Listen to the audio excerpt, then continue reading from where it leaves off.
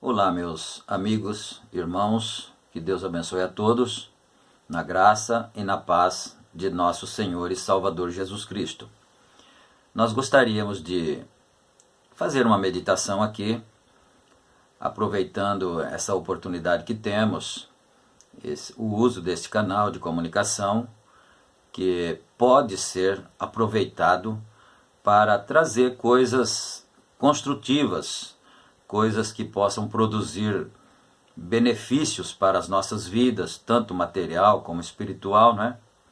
Então, eu gostaria de hoje falar sobre um assunto muito interessante, que é a nossa mente, a mente humana. Então, eu quero ler aqui em Romanos, capítulo 12, versículo 2, onde está escrito assim. Eu vou ler numa Bíblia João Ferreira de Almeida, atualizada. Está escrito assim: E não vos conformeis a este mundo, mas transformai-vos pela renovação da vossa mente, para que experimenteis qual seja a boa, agradável e perfeita vontade de Deus. Romanos 12 e verso 2. Então, meus queridos, me veio o desejo de falar com todos nós, um pouco aqui, meditarmos um pouco juntos, sobre a questão da nossa mente. Nós sabemos que a mente humana é a porta do espírito, a matriz do espírito, não é? Do espírito humano também. E nós temos os nossos ouvidos. Então você ouve um certo som, por exemplo, aquilo pode dizer para você que é uma casa, ou então é um automóvel, e assim sucessivamente, ou alguém chama o seu nome e você ouve. Então quando você ouve aquela voz, aquele som, os ouvidos mandam aquela mensagem para o cérebro. Se você vê, é a mesma coisa também. Se você olha com os olhos, os seus olhos mandam a mensagem para o cérebro. E o cérebro é que vai distinguir o que aquilo significa. Então, é muito interessante nós pensarmos como é maravilhoso nós observarmos estas coisas. Com relação, por exemplo, à mensagem de Deus.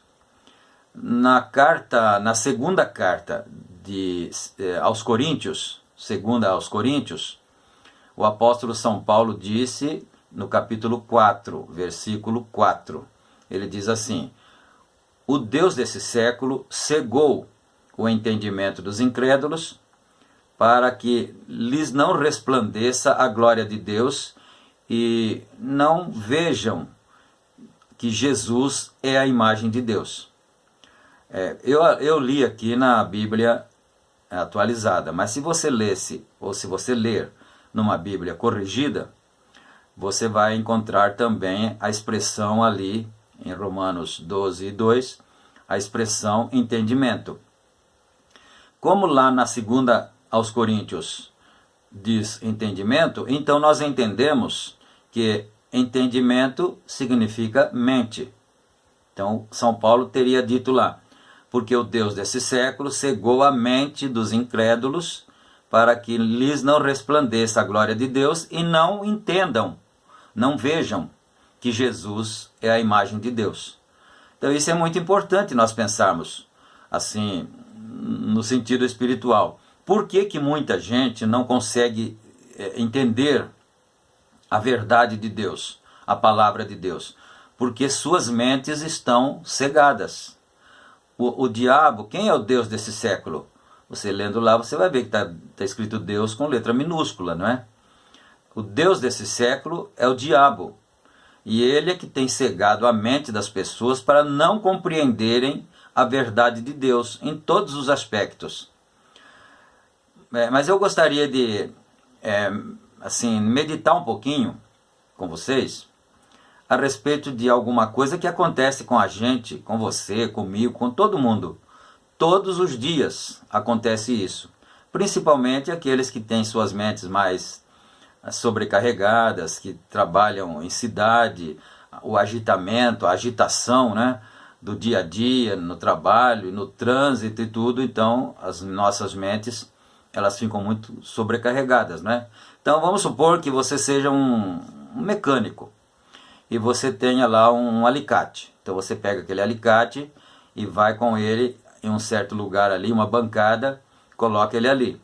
Depois você precisa desse mesmo alicate e vai ali, pega ele outra vez e leva numa outra bancada mais na frente, não é? Ou lá no automóvel, às vezes. Aí depois, mais tarde um pouco, você precisa do alicate de novo e você volta lá no primeiro lugar onde você tinha colocado e ele não está lá, né? Então você pensa assim, mas eu coloquei ele aqui. E isso é fato, você colocou mesmo, né? Eu coloquei ele aqui, mas ele não está aqui. E agora, onde é que ele está? E se tiver mais pessoas por ali trabalhando, imediatamente a primeira coisa que o diabo vai fazer com você é você pensar que foi o outro que pegou, não é? Foi uma criança, foi a esposa, foi um colega de trabalho que pegou. Então você vai perguntar, fulano, você pegou o alicate que estava aqui? Ele diz, não, eu não peguei. Aí você responde, mas como pode ser? Ele criou pernas, ele não anda, se ele não está aqui, porque alguém pegou. E aí começa a confusão, não é? Começa às vezes palavras descaridosas, que ofendem e que culpam a outra pessoa. E isso é uma obra, é uma ação maligna, maléfica, que aconteceu o quê? Ele cegou a sua mente, isso no natural, estou falando no natural. Ele cegou a sua mente, então aquela parte que você tirou o alicate da bancada e levou para o automóvel ou para uma outra bancada, aquela parte ele apaga da sua mente. Você não consegue ver aquilo.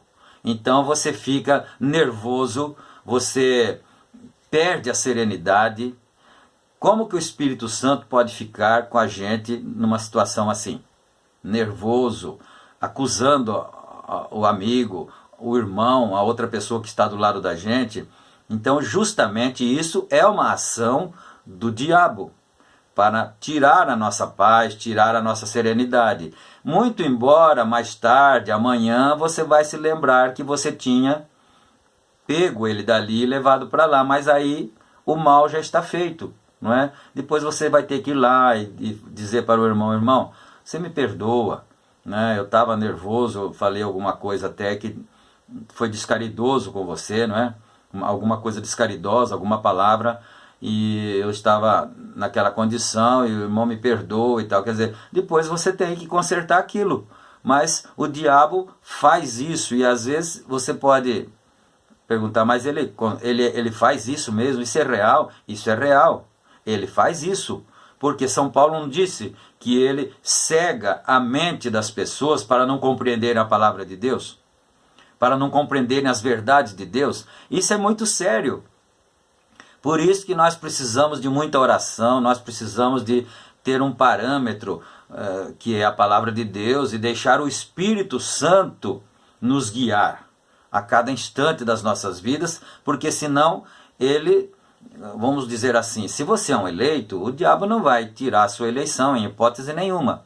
Deus não perde um filho dele, mas ele judia de você, ele faz você sofrer, ele faz você brigar, ele faz você perder a sua paz, a sua serenidade, por causa desse detalhe aí, dele entrar na sua mente e deletar aquilo e você fica perturbado, né?